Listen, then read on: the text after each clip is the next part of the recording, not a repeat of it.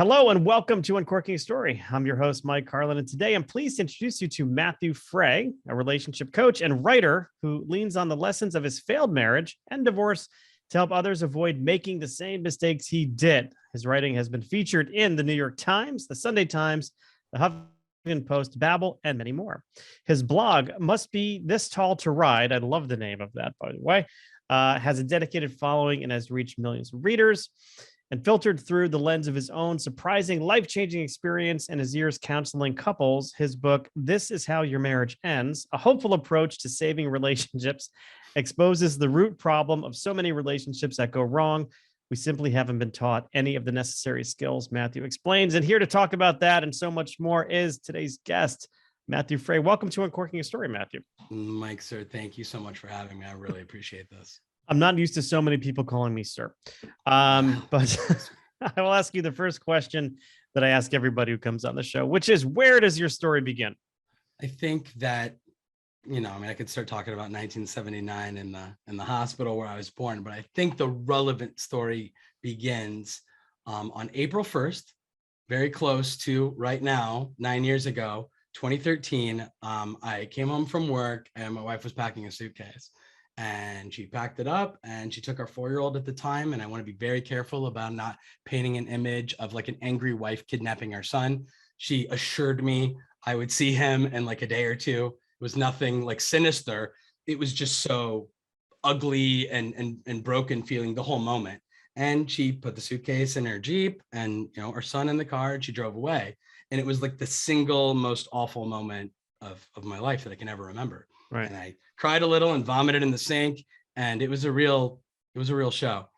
And over the next few months, I felt so awful. And it was the first time in my life I didn't know like the human body I'd never suffered. It turned out I'd lived a charmed life. I'd never suffered before. And like for the first time I experienced what I perceived to be suffering. And I want to be damn careful about acting like this super privileged existence I've lived compares to, people in Ukraine and the people who are dealing with some really, really awful things. It's just, relatively speaking, I'd never felt really awful, but I finally had a taste of it. And when I finally had a taste of it, I was like, I need to protect myself from having this happen again. And so began like the work. I really got to work on reading books, having conversations, reading articles, trying to figure out what happened. So like, I got a little drunk one night and I called a therapist. I'd never talked to a therapist before. It was the only time I ever did, was that one time. And otherwise I'd probably be a less neurotic human being. And she said, hey, Matt, you're a writer. Why don't you just write about this stuff? Because it's really cathartic and it really helps. And I think like all of the adults in the room would have like written in a private journal. And I'm confident that's what she intended. But instead, like I drank more vodka and I started a WordPress blog and I put it on the internet. I didn't think anybody would read it.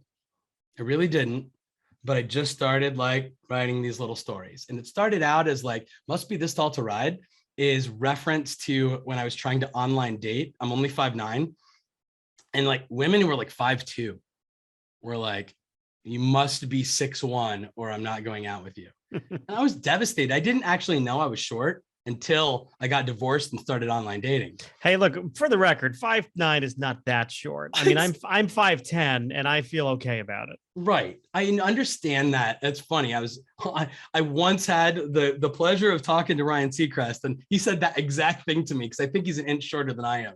He like defended the height thing. I'm like, yeah. I'm not Ryan Seacrest though, Ryan. You know that bastard though. That bastard is skinny. Right. So he can pull off being short because the camera makes him look taller. Yeah. He's like a ridiculously attractive man. Like I don't look like Ryan Seacrest, and I had a kid and I got all this gray hair and Nick, I don't go to the gym as often as I should and things like that. Like I had issues that Ryan I don't think does, but I don't want to demonize that man, but I think that's so hilarious. I definitely want to dig into sort of like post-divorce, but I want to spend a little time talking just about the story kind of leading up to, your wife taking your 4-year-old and packing up the Jeep and leaving and kind of throwing a big curveball at you. I mean, in hindsight, could you see it coming, or kind of just paint a picture of what was kind of happening and maybe why it happened? Well, so the why will have to come later, because that was the why is the epiphany, right? And I didn't know it yet. But what I thought was happening in real time was we lost my father-in-law maybe 2 years before she moved out. And it's often, I think any marriage counselor or therapist will tell you, it's often a really significant traumatic event like that, that will sort of expose a relationship that lacks foundational things it needs. My relationship lacked foundational things it needed, but I didn't know. Yeah. I still thought like I was a loving, supportive husband, despite our occasional spats and disagreements and things like that. We lose our father like out of nowhere, and it was awful. And I'm not sure how long it was after. I really don't remember. 6 months maybe. But we're sitting at the dinner table one night, and she looks at me and she's like, "Matt, I don't know if I want to be in this marriage anymore. I don't know if I love you anymore." And I think the really mature adult thing would have been to like pause and reflect and say, wow, that's like a shock, A, and B, I feel awful that like whatever she's going through, that I've been like this disconnected from it. I should seek to understand what's going on, but that's not what I did. What I did was I made it all about me, and I felt sorry for myself, and I pouted, and I moved out of the bedroom because I'm not going to sleep next to somebody who's going to just like quit on our marriage like that. That was seriously the like 5-year-old thought that I had at the time. I moved into the guest room, and I felt sorry for myself almost the entire time until maybe 2-3 months before she left. And that's like when I started doing work. I started like, I read a book called How to Improve Your Marriage Without Talking About It by Patricia Love and Stephen Stosny.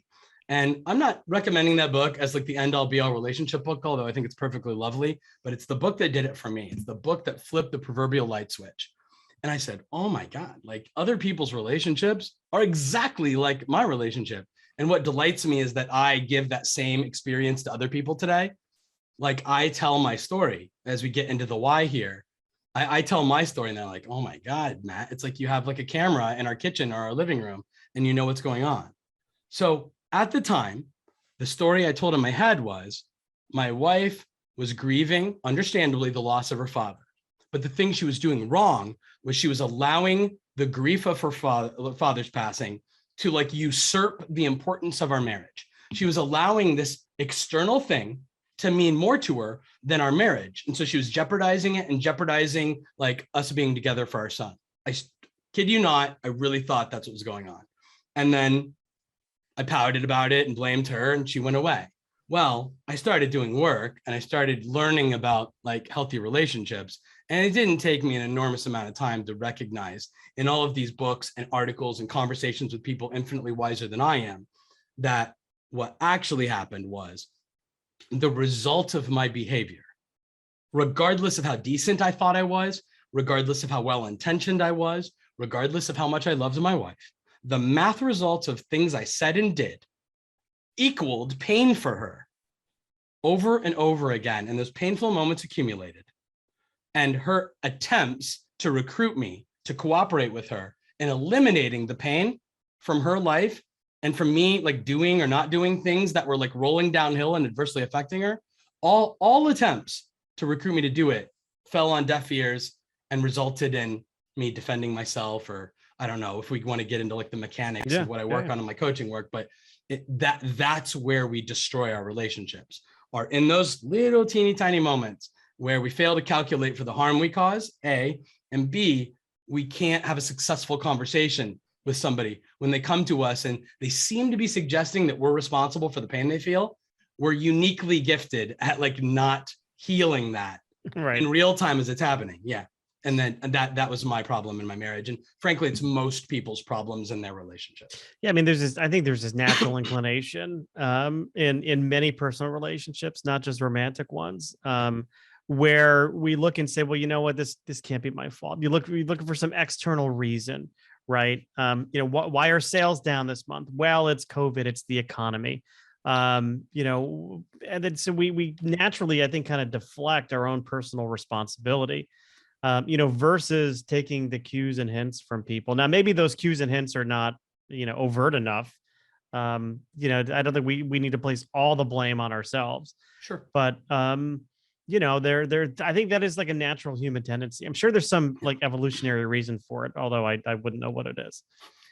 I'm guilty of having believed my wife did an ineffective job of communicating what was wrong to me. There's a way for me to think, man, if she had just said it this different way. And the way that I talk about it today is like, I don't mean literally today, but like present day, is when we want to communicate that we're hurt because of something someone else is doing, let's disassociate character from the behavior. So I want to say to somebody, if I'm a wife particularly, because this is such a common dynamic in male-female relationships, or a girlfriend or whoever, if I want to like communicate to my partner that something's wrong, that something he or she's doing that's hurting me, I want to make darn sure they know I'm not suggesting they have malintentions, that they're bad, or even that what they're doing is bad. I know you're not trying to hurt me. I know you love me. I'm not suggesting that you're trying to like make my life hard or that you don't love me. I'm really not. But I need you to understand that something's wrong. Like, I wish my wife had like approached it that way. She didn't. She was like, but the way that I talk about it in my coaching work with like the guys that are really defensive is like, I hear you because I thought exactly the same thing in my marriage. However, I'm asking you, begging you to accept personal responsibility for being the first domino to fall. I know that you and I don't think she should think that. We don't think she should feel that. However, you've done or not done something, and I'm not saying it was bad, that triggered pain. And the work is showing up effectively for that person who feels awful about whatever happened, instead of trying to convince them they shouldn't think what they think or feel what they feel, which is what I did in my relationship. And it's something in the book I refer to as the invalidation triple threat. It is the 3 distinct ways we are habitually invalidating our romantic partners when we disagree with the thing they're saying happened or the thing they're saying hurts. And I don't know if you want to get into that at all, but to me, mechanically speaking, it's the worst thing we do because it seems so benign. It seems so like regular and vanilla and not a problem. And I have this very strong belief that nothing erodes trust in our relationships with more consistency than that. Yeah. It's a way of invalidating people, invalidating their feelings, which, I think I think we're all guilty of that somehow. We're all guilty of some level of gaslighting, because we don't always think that things are our fault. Like, you look at yourself and say, but I'm a good guy. I'm a good provider.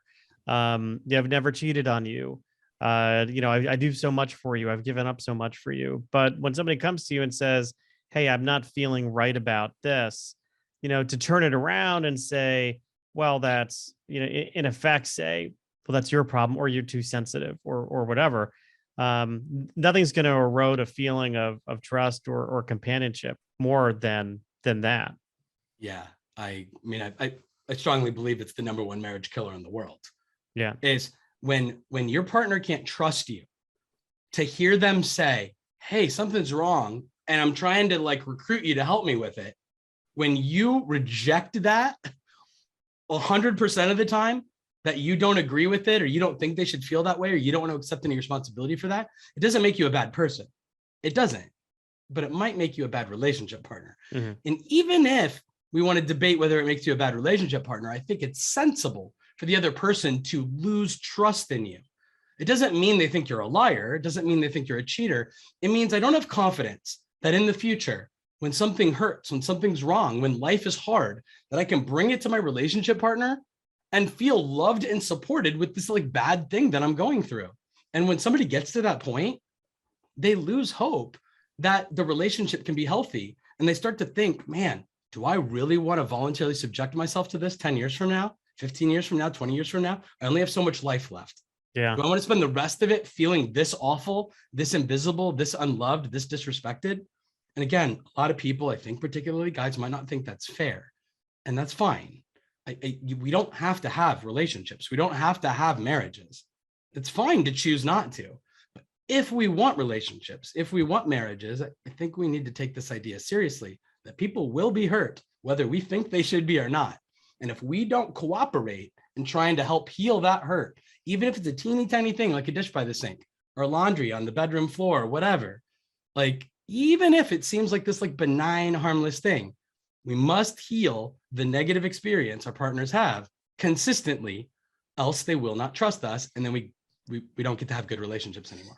Yeah. Then at some point in time, you just think to yourself, gosh, if you've been hurt like that over and over and over again, and the message isn't getting through, like in my own marriage, I tell my wife all the time, like when there are folded clothes that are not mine on my side of the bed, it sends them at night. It sends the message that you don't want me there. Like I've literally said that, I don't know, 100 times. So last week it's reversed, right? So last week I go in the room and my side of the bed is littered with clothes.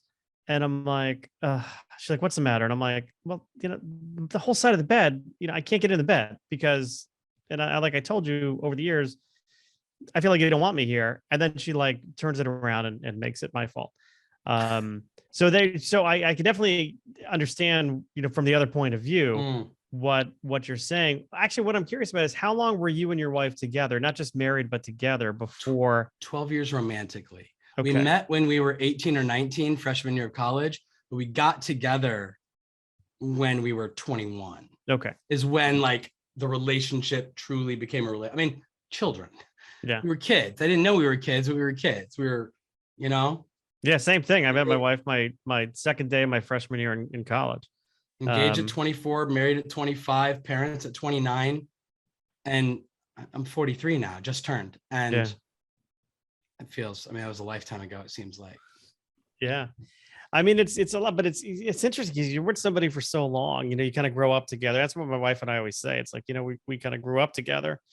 That we still miss these cues. We still miss these opportunities for even having conversations about it. And I'm as guilty as anyone of avoiding conflict or avoiding, sharing how I feel about something. Partly it's because, I'm afraid of what the reaction is I'm going to get. So there's that. The other part is, God, I'll just ignore it for a while and things will get better. Neither one is a great solution. I want to be really, really cautious about saying words that anyone might interpret as me suggesting that your wife's not showing up effectively in your marriage. But I would like to reiterate, because what you just said to me is so important, because it really, to me, paints like this ultra personal like picture of it. It's like, it's not that you can't like trust your wife, not in the general sense of, can I trust my wife or not? The way I think most people think about it.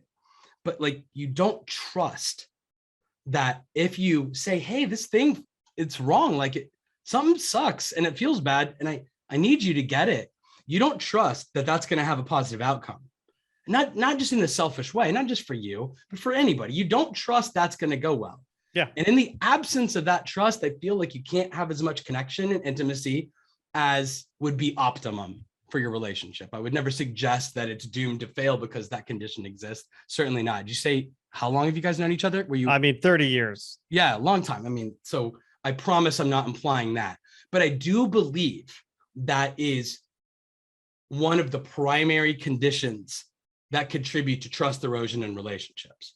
And it's just a problem. And I think people should take it seriously. I think we should accept responsibility for making sure our partner can come to us always with something they're dealing with that sucks, that hurts or makes them angry, sad, afraid, ashamed, embarrassed, anything. And then we're going to help them either because we have something literally we can do to like fix it, or if it's about something we can't do anything about, they at least don't have to feel like they have to battle this thing alone. Like, I care, you matter. I'm sorry you're doing this. Whatever I can do to be a support system for you while you're dealing with this hardship, I will. When you're that person that someone can always trust, they just think you have like this like rock solid relationship that can withstand a father dying out of nowhere. Yeah. Versus one that can't withstand that. When that foundation isn't there and then something really traumatic happens, it's just a recipe for broken relationships. And not because anybody's awful. It's just because we don't calculate for the amount of harm that's caused in our blind spots. All right. I mean, we're all, to some extent, we're all human, right? Yeah. If you haven't had many romantic relationships, serious romantic relationships in your life, you get like one at bat at it, right? I mean, some people have one at bat and you don't learn, you don't necessarily learn until you learn the hard way. And And that's what I'm kind of hearing. You're kind of like a relationship Yoda right now, I think. That's Is so what funny. I wish I knew how to do like the, Grr. yeah, well, not necessarily the tone, but I don't know how to like reverse the words the way Yoda does. Oh, I right. wish I could do that on command because that's a clever skill. Right. Well, someday you will, maybe. You will someday. I don't know. Now I'm trying to do it. I don't know. So tell me, so how did the book come about? So you kind of you called a therapist drunkenly one night, It's with true. a little liquid courage. But so take me from that point, where you realize that, okay, maybe I need a little help, to actually writing this book and helping others. There is a guy who used to coach, and now he's a podcaster, a social media influencer, and he, in non-pandemic times, hosts like events. His name is Mark Groves. He's based, I believe, in Vancouver, Canada. I have a lot of respect for him and his work, and I'd followed him for a while. And I don't actually know how I got him on the phone. I have no idea how I got him on the phone, but I got him on the phone one day somehow. And we're talking, and he's sort of just serving as like a mentor for me. And he's like, Matt, you should coach. And I'm like, are you kidding me? I'm like, I'm a divorced guy who blogs about it on the internet. You think married people are going to give me money like to advise them? That's insane. Like, that's insane. You know, that's like hiring the like 400-pound person to like help you like train for a marathon or something.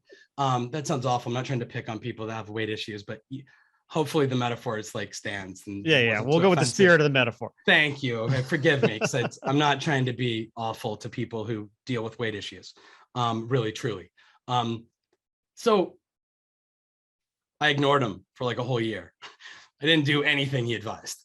About a year later, we're back on the phone. And I'm like, Mark, what do I do? Like, how do I grow? He's like, dude, coach. And I'm like, no, it sounds stupid. And he heard my reluctance, and he's finally like, Matt, listen. He's like, you're not on the yellow pages. You're not advertising. You're not putting up billboards that says you're a genius and everybody should hire you and not go to marriage counselors. They're on your website reading your articles. Just hang the shingle that says, I'm available for these conversations if you want. And ironically, there was already like a person asking me to work with them. The timing was such that for about 2 weeks, this guy in the UK, overseas, was like, Matt, you're the guy to help me understand what was going on. Nobody says it like you say it. I'm like, okay. Like, I'm not saying I'm the best at it. I'm saying for him, I was the first person that made it make sense.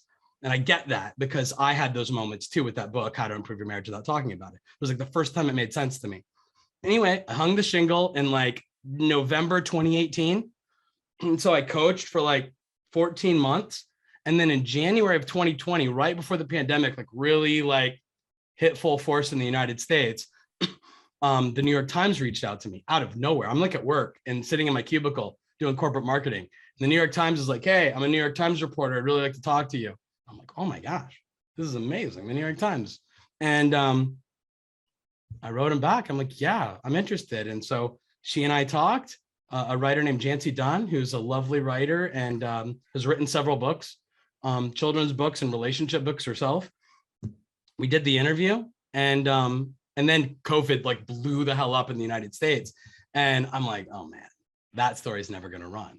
Because I don't want to sound so like greedy and selfish about it, but I was like, this is the biggest news story in history, like mathematically. And I know that might seem ridiculous today. I don't know if people remember, the world changed in like 48 hours for Americans when like Tom Hanks caught it in Australia, and Rudy Gobert with the Utah Jazz, and the NBA is like, we're done playing basketball for like the rest of the season. That was insane. And I was like, oh my gosh, like the world like changed overnight. Nobody's going to give a crap about like the divorced guy that like writes on the internet and coaches people. What we learned a few months later was that because everybody was locked down together, relationships were getting strained in these like nuanced ways that I talked about in this article. So they're like, Matt, we're going to run this story. And in May 2020, the New York Times ran that story, and my life changed overnight. Within 48 hours, I had offers to make television. I had agents calling me and emailing me. I finally agreed with the agents that I work with, and they're wonderful. And I had a book contract in like, I don't know, 2 or 3 weeks. It was insane how radical like my life changed. So by June, this happened in May. By June, I had a book contract. By September, I was able to leave my job and write the book. It took 9 months. And I don't know, here we are. It just came out a week ago. It's like, here we are. And you were working, it sounds like you're working in corporate communications or? Yeah, I corporate marketing specifically. Yeah, I was the editor of like a blog. And, I did like email marketing, and I did search engine optimization, things like that. Just like a regular office job. Yeah. Yeah. Life-changing. That New York Times article was life-changing for you. It was extraordinary. I got really, really lucky, and I don't take that for granted. So all of this is happening, I feel like, in large part to that. And some people say, no, Matt, all of this is happening because for 9 years you've put yourself like out there on the internet. Something was like bound to occur, but I got a little injection from big media. Has your wife read the book? Your ex-wife? I honestly don't know. Okay. It's only been out 7 or 8 days. Yeah, I'm just curious. I don't know. Do you maintain a relationship with her? I mean, Absolutely. You have a co-parent. We share a child. He's 13. Yeah. I'm really proud of our relationship, actually. Yeah, because I mean, the one thing that's a lot of people like ask me about it, and I don't like to speak for her. She's been in a long-term relationship for like 5 years. We've been apart 9 years. Yeah. So like, 4 years after the fact, she started a relationship that's lasted like up to this point. And I think he's an exceedingly decent guy who I can trust to be good to her, who I can trust to be good to my son. And I tell everybody, people might think that sounds weird to like compliment the guy that's with like your ex-wife, but I'm sorry, when you lose agency over your son, when you lose the ability to like influence like who he's with when you're not with him, there's something that's worth way more than money to me is believing he's safe in the hands of other adults. And so this guy is legit. He's a good dude. And, I feel really, really fortunate that that's the situation. And so I practice all of these things I didn't do in our marriage. They still show up in our co-parenting relationship. What I do and say still affects her. And I have to be mindful of that. I have to be considerate if my words and actions roll downhill and impact her. And we don't have a lot of conflict anymore, but in the off chance we do, I'm certainly not going to tell her she's wrong to feel the way that she feels.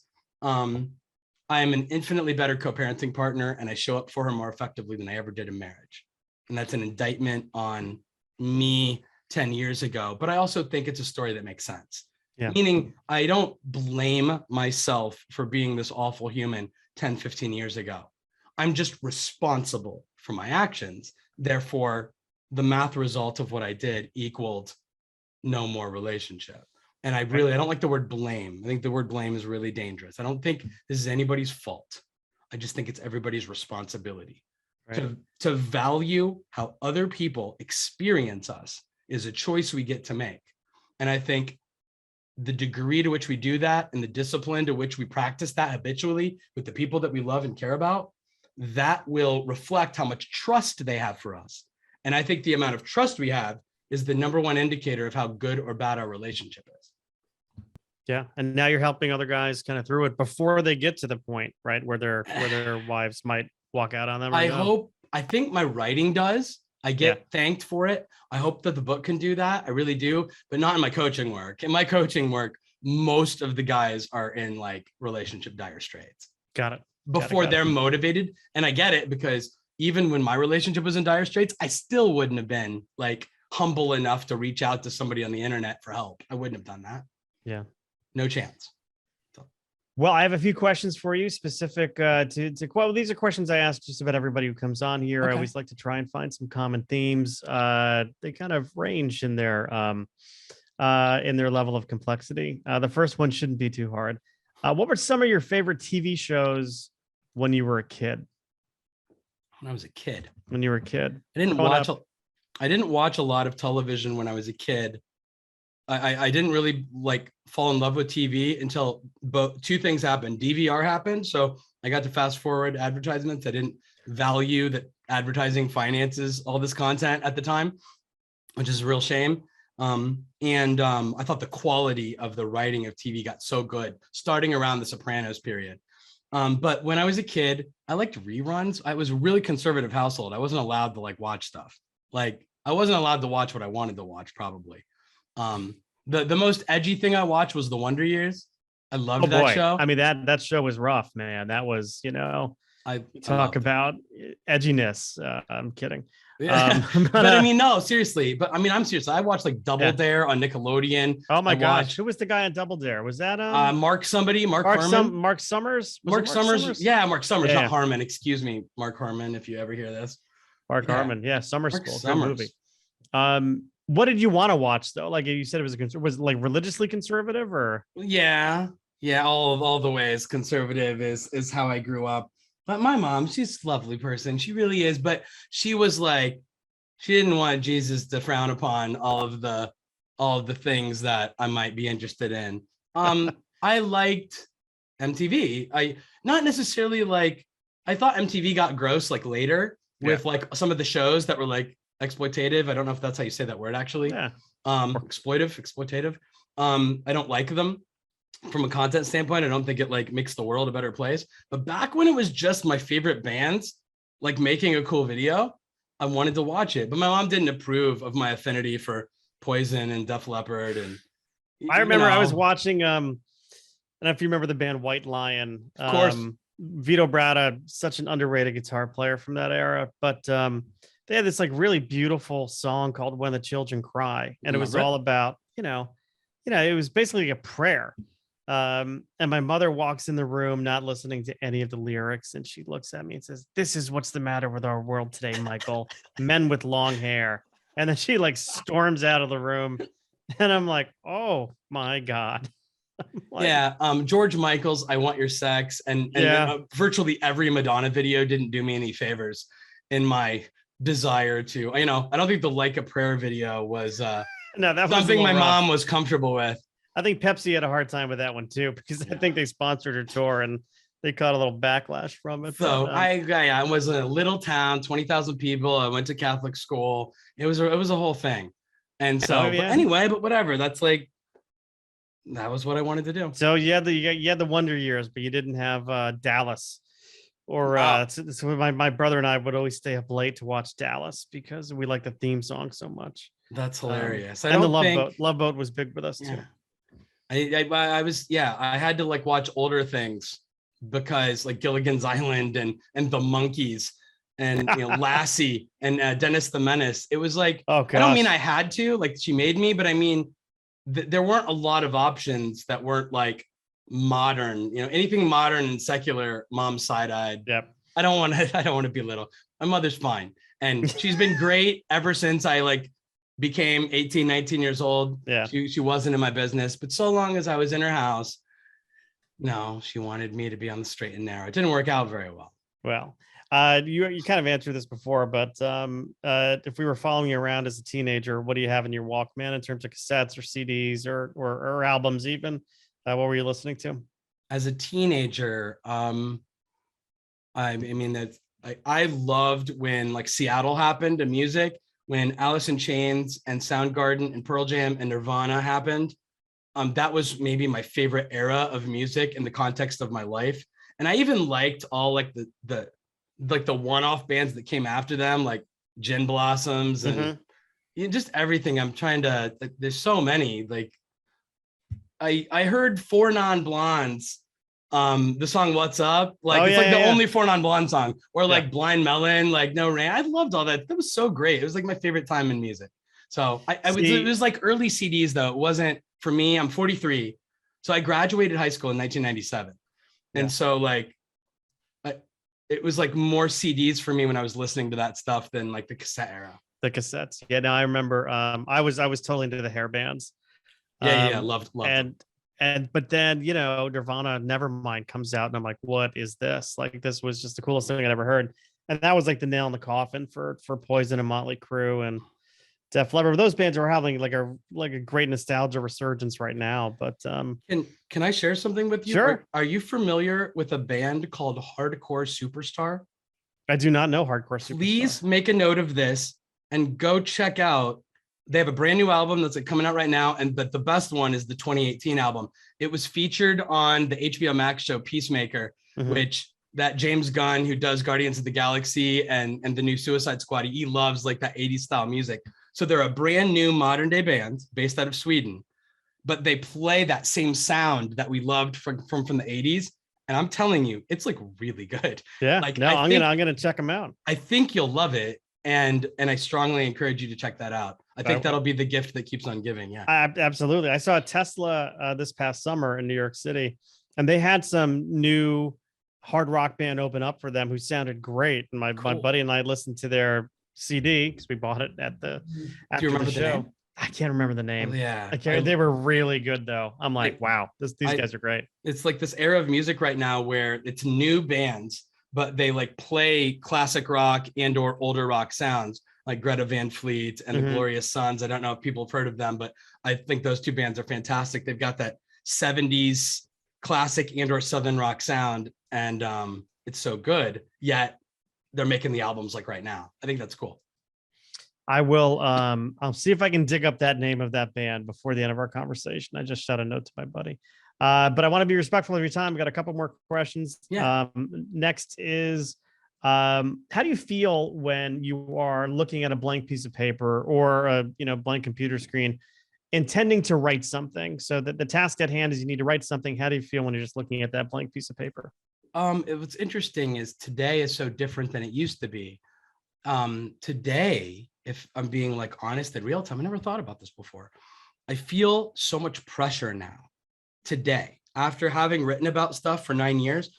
In fact, if you look at the post, like the dates of when my blog posts go, you'll see that for the past 2 or 3 years, I've written extremely sporadically. Where I was writing damn near every single day back in like 2014, 2015. I'm not kidding. Like at least like 6 days a week, 1,000 to 2,000 words a day. It was extraordinary how like proficient I was and how many words were just like spilling out on the page. And it was impressive even to me. And today I get hung up on, can I say something new and original that matters? All right. I don't know. It's so hard. And I'm so far removed from like the pain of my relationship. Like it doesn't feel like the acute pain isn't there anymore. I'm largely healed. And in the context, and the hurt fueled me so much to write. So anyway, I feel pressure. I feel intimidated because, and there's more judgment now than ever. Not literally. I don't know that people would judge me, but it's like my neurotic, insecure projections. I'm like, I feel like if I don't write something that connects on this like deeply emotional, insightful level, that it's not worth writing. And so I don't know. That's how I feel. Yeah. It's like you're psyching yourself out about it. I do it all the time now. Yeah. Now this next question could lead you to maybe provide some fodder for some future blog posts, but good. What lessons about dating after divorce do you feel like you learned the hard way? If I'm allowed to slightly joke about it, don't date someone who's like a mom at your kid's school. Like you definitely don't want to do that. You know what I mean? Well, because like you'll see them in theory. I lucked out. First of all, she's totally sweet. But the first like woman I dated after my marriage ended was a mom of another kid in my son's kindergarten class. And she threw a birthday party and invited like all the class to show up. And she was the hostess of the party. And I'm like, oh, her. And I asked one of her friends, I'm like, hey, that one. I'm like, is there like a husband or a boyfriend in the picture? And they're like, no. Oh, no. Like, I'm definitely going to like be brave and talk to her. And so like, it was like my first act of like in-person courage that didn't involve like online dating. But I hadn't considered that if the relationship doesn't go well, or when you go to things with your ex-wife to see your son at like a Christmas pageant or something, like they're all there together and it sucks and you don't want any part of it. So a piece of advice is don't date other parents from your kid's class if you're a single parent. I think that's healthy. Did you go on, and this is going to be a stereotypical question, but did you go on a little bit of a tear after, the divorce and when you were newly single? I mean, or were you a bit, you used the word conservative before, you were conservative to your approach with? No. It wasn't that. It certainly, I would say a lot depended on a lot. The thing I learned was like vulnerable honesty. And my favorite thing about myself after divorce was I wasn't afraid at the first or the second conversation we had at the dinner table or the date to just throw out all of my stuff that sucks and lay it all out there. I was, and it took a while. by the way. This didn't happen like a week after my divorce. This was, my wife left on April 1st, 2013. And this woman that was like the other parent that hosted the birthday party I just talked about, that was like the following January. Yeah. So it took, what was that? Like 8-9 months before I even like dipped my toes in that water. It just took a long time. I didn't feel like ready. I don't know. There's a lot going on there. But what happened was a lot of people were interested in a relationship. And I was not ready to say to a human being, I choose you as this loyal, committed relationship. Because to me, it felt like engagement to do that. Yeah. Like on the back end of divorce, where we all have kids usually, we're all previously divorced with children in almost every instance. Like the pressure of, I promise I'm your person and we're going to be loyal and like be one another's like boyfriend, girlfriend or whatever. That seemed really scary to me. And also just logistics were a huge problem. Like a huge problem. Like when two young single people want to hang out together, they could do so virtually every day of the week. When you're two parents who have to juggle work and parenting schedules, and no one has ever met my son. It's 9 years later. 9 years later, I've not introduced anybody to my son. Yeah. And that's not fair. They've met like briefly, but it wasn't like, hey son, here's the woman I date. Here's my son. Know each other and let's all form a relationship. It hasn't been like that at all. Yeah. Yeah. And anyway, I took really seriously the fact that if it doesn't work out, there's a bunch of like broken hearts, and I didn't want to lose like her kids, or I didn't want my son to experience more loss. I don't know. It's so different now. It's 9 years later. It's fine. It's fine. It's all fine. It's fine. So the book is newly out. This is How Your Marriage Ends, a hopeful approach to saving relationships. Matthew, where can people go to pick up this book? My home on the internet is MatthewFray.com. That's Matthew with 2 T's and Fray. The book can be found anywhere books are sold, I believe, in North America. Just about any place you can imagine that you can buy a book, I think you can find it. And it comes out in the United Kingdom tomorrow. Pretty excited about that. As of this recording, it comes out on March 31st in the United Kingdom. Okay. And so I'm excited about like having like a second book launch. That's really cool. And then from a social media standpoint, people can connect with me via MatthewFray.com if they want to. And I try really hard not to like ask people to do that. What I want to encourage people to do is consider, do you have things happening in your relationship that feel a little unhealthy, a little dysfunctional, a little painful, and you sort of can't like wrap your head around it? You have a difficult time explaining what's wrong. Then I believe these issues live in what I generically refer to as like the invisible places. And the thing I would give my book credit for is I think it provides insight into those invisible places, those non-obvious places to look at and consider, could that be the reason she or he is feeling all of these things that they're claiming to feel? And I feel so defensive and so like misunderstood. It's not because you're bad, it's because you're accidentally triggering pain. And you can learn how to accidentally, or I should say intentionally, not trigger that pain. Right. The invisible places. I love that. And I think that's a good one to end on. So Matthew, thank you so much for taking the time to chat with me today. I appreciate it. It's really awesome to meet you. I hope you check out that band. Thank you so much for this opportunity.